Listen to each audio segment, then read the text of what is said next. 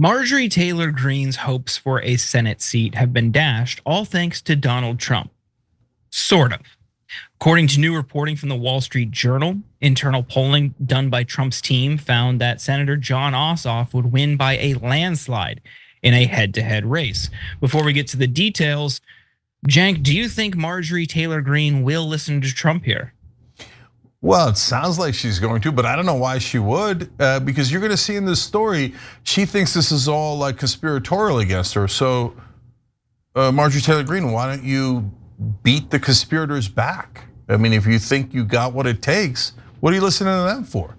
Well, let's find out what they think and what she says about them, and see what conclusion she reaches. So this poll was conducted by Trump's longtime pollster, Tony Fabrizio. And the poll showed that Greene would lose to Ossoff in a general election by 18 points, according to people familiar with the poll, even as she could win a primary election. It also showed that Greene was a less competitive candidate than Georgia Governor Brian Kemp or Kelly Loeffler, administrator of the Small Business Administration. Kemp, who said earlier this month he wouldn't pursue the seat, was the strongest candidate, one of the people familiar with the poll said. So how did she take the news? Asked for comment Thursday, Greene said in a statement to the Wall Street Journal, "To my knowledge, a lot of this was private conversation and apparently is being leaked." She said the poll was done by Tony Fabrizio, who has refused to work for me because he says he has a conflict, which means he'll be working for someone against me. Despite her complaints about poor polling numbers, she said in an X post last week she won't run for Senate, but still insisted she could win. When I met with the NRSC a few weeks ago, they told me their internal polling shows any Republican can beat Ossoff. But now they're pushing a public poll of just 800 people claiming only certain Republicans can win. Funny how that works. Polling has become so dishonest that most people barely pay attention to it anymore. Voters are sick of the consultants who keep getting rich, whether we win or lose. Yes, I'm competitive. Yes, I love to win. And yes, I know I would win both the primary and the general. I'd enjoy proving the elites wrong every single day. But that's not what motivates me. Even with a few good Republicans in the Senate, nothing changes. So no, Jon Ossoff isn't the real problem. He's just a vote, a pawn. No different than the uniparty Republicans who skip key votes to attend fundraisers and let our agenda fail. Someone once said, the Senate is where good ideas go to die. They were right. That's why I'm not running. So Jank, it seems like she's now taking a principled position against the Senate, and that's why she's not running. I don't get it. She's like, the polling is wrong, the consultants are wrong, I can definitely win, and that's why I'm not running. I just don't understand that. Look, if she says Tony Fabrizio has a conflict, that means that he's representing someone else. That's true, that is what it means, right? If she says that, oh, he's maybe advising Trump, but he's got a conflict of interest, okay, then why don't you call that out? Okay, you did, but apparently Trump wasn't convinced. So she's not denying that conversation with Trump happened. She's just saying, I hate that they leaked it. Okay, that's fair. You hate that they leaked it, and they did leak it, and you're right to complain about that. But nevertheless, like, nobody's telling you can't run. I mean, other than Trump, but I mean, if you listen to Daddy Trump, that's not anybody on anyone but you. Like, you can't say, look, I'm a tough guy and I could beat anyone and everybody's wrong, and then say that's why I'm not running. That makes no sense.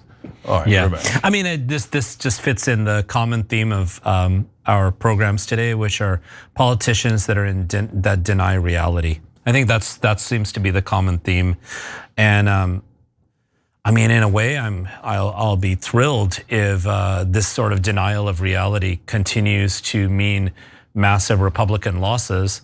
But hey, here's a huge opportunity again for the Democrats to get with reality and actually propose a sort of positive set of alternatives. Yeah. So look, I recently talked to her on this program, and shocking developments. She's against attacking Iran. Maybe that's not that shocking given her stance before. But you having anti-war stances before an election is one thing, but then when you get into office and your side has power, then to actually say, hey, President Trump should not bomb Iran, and if he does, then the base will turn against him. That's a good, strong statement. I like that statement. She also said that Israel shouldn't get any more funding. That's a really strong statement, and I agree with that. So, but we disagree on almost everything else. So, do I believe the polling? Yeah, I believe the polling. So my job is to be honest and tell you guys what's real. And what's real is that I think she'll lose. And so she might win the primary and then very likely lose the general election. And if you're a Democrat, which I am, that's what you want to happen. So what's my real analysis of that race? Loeffler is a joke. She's a corporate Republican, uniparty establishment person, did insider trading, etc. I think she's a terrible candidate. She ran against Warnock, right? Yeah. In the last cycle, I remember. Yeah, she already lost, right? Yeah. So I don't know either. That's like a Democrat move, and I don't mean it in like Democratic voters who I love, but Democratic leaders like, oh, let's run the person who lost last time, right?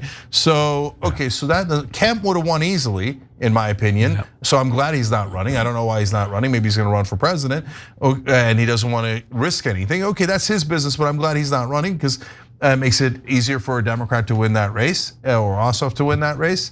And so I think Marjorie Taylor Greene would get rocked by Ossoff. But Ossoff's got to run the right kind of campaign, can't take it for granted. But it doesn't matter because apparently she's not running because Daddy Trump said not to. And let's keep it real. I mean, I'm not even the one saying that. She said it. She said that she could definitely win, but since Daddy told her not to run, she's not going to run. Yep. Yeah, she is also just afraid of criticizing or pushing back. Like you see like the jumps in her statement, it's hilarious. And there was much more to it that we couldn't pull. It was a very lengthy statement making this long, drawn out, contorted case about how she would easily win. She would win a primary, she'd win the general. It's not even a question. But, and this guy is so vulnerable. He's a silver spooner, he's never worked, he's radical. And then I'm not gonna run. And you look at some of the other candidates, I think Buddy Carter seems to be who they're gonna probably rally around. Yeah. He's a representative in Georgia right now. He's already entered the race. That seems like it's who it could be, if not Kelly Loeffler. But yeah, if they nominate Loeffler, go for it, I guess. I mean, just hit her on the insider trading stuff again. People don't like that. So I hope they make that pick because it's an easy win for Ossoff. Yep.